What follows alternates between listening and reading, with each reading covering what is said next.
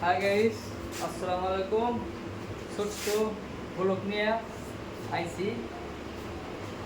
তো চা দোকান করি ছোট দোকানে। তো দোয়া করবেন। চা দোকান করে আসছি। তো ছোট দোকানের মধ্যে কিছু চানা মানা উঠাইতেছি, যে চানা মিষ্টি টিষ্টি ধরেন আরও বিভিন্ন ধরনের বস্তু। যে দোয়া করবেন যদি সামনের দিনে আরও বেশি কিছু করতে পারি, চার দোকান বাদেও। সবাই আসসালামু আলাইকুম। ছোট বলো শেয়ার করবেন।